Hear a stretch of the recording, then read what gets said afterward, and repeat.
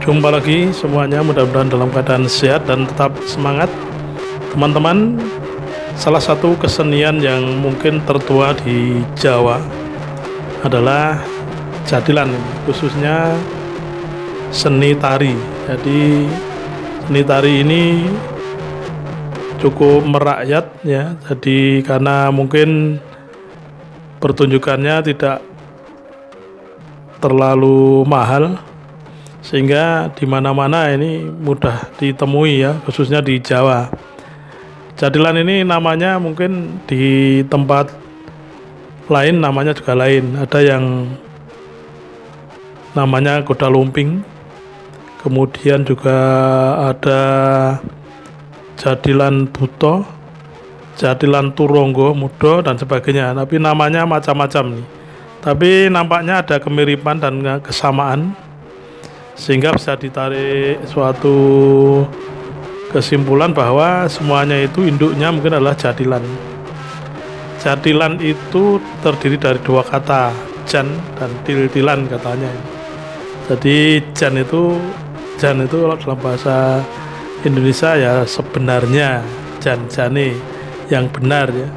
Til-tilan itu mungkin gerakannya itu lincah gitu loh, terlalu over acting mungkin, atau lincah ya, sehingga digabung menjadi jadilan. Tetapi gerakan yang lincah itu sebetulnya gerakan yang menggambarkan tentang semangat perjuangan ya. Karena kalau dilihat dari sejarahnya, jadilan ini mulai ada sejak zaman dulu, zaman kerajaan-kerajaan dulu, di mana ada yang eranya itu melawan penjajah dan ada yang eranya itu mempertahankan diri dan sebagainya. Sehingga versi dari sejarah jadilan atau asal-usul jadilan itu macam-macam.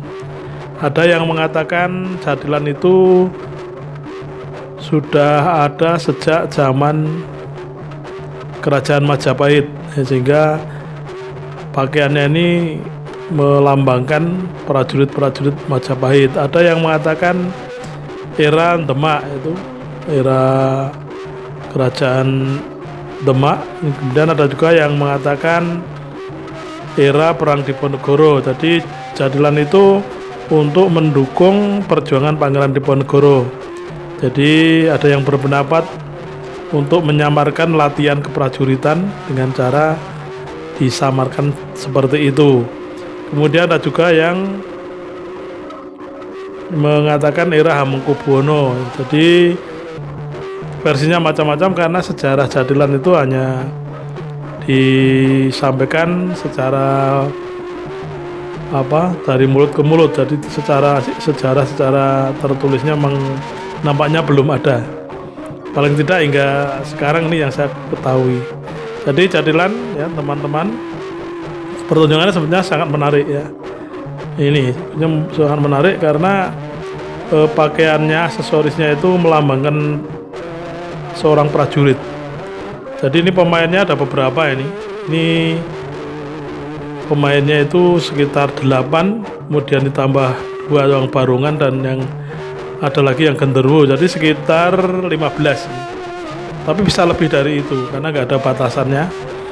Kemudian pakaiannya itu biasanya mencolok warnanya, merah atau putih, kemudian hitam, dan pakai kacamata hitam. Hampir selalu seperti itu. Kemudian aksesoris yang lain melambangkan ya kegagahan seorang prajurit yang sedang bertempur atau di medan perang ya. Makanya ini nanti ada dua barisan yang satu sama lain itu bermusuhan, nampaknya seperti itu. Nanti akan terjadi perang ya, perang individu maupun perang massal. Ya, ini bisa kita lihat nanti di dalam adegan-adegan berikutnya. Nah, sebagai istilahnya bumbu-bumbunya itu memang banyak sekali. Ya, atraksi-atraksi yang menunjukkan kesaktian prajurit ya. Ada yang kalau di tempat lain mungkin ada yang pemainnya itu makan kaca atau beling ya. Ada juga yang berjalan di bara api dan sebagainya. Tapi memang itu ada ilmunya itu. Jadi jangan hanya sekedar ditiru ya. Kalau ditonton untuk hiburan mungkin tidak apa-apa, tapi jangan sampai ditiru karena itu semua itu ada ilmunya. Kemudian berikutnya itu ada juga yang sampai kesurupan. Nah, ini di dalam jadilan itu memang ada unsur magisnya, teman-teman. Jadi di situ ada seorang ya katakanlah pawang ya, atau mungkin ya orang pinter gitu. Selalu ada ya, selalu ada. Entah ini biasanya orangnya memang penampilannya khusus, yang orang pinter atau pawang tadi nampak sekali ya, sehingga dia yang bertanggung jawab untuk menyembuhkan pemain yang kesurupan. Nah, ini nanti atraksinya macam-macam, teman-teman ya. Ini bisa kita lihat di video. Sekarang sedang dalam posisi ini perang, jadi perang antar prajurit.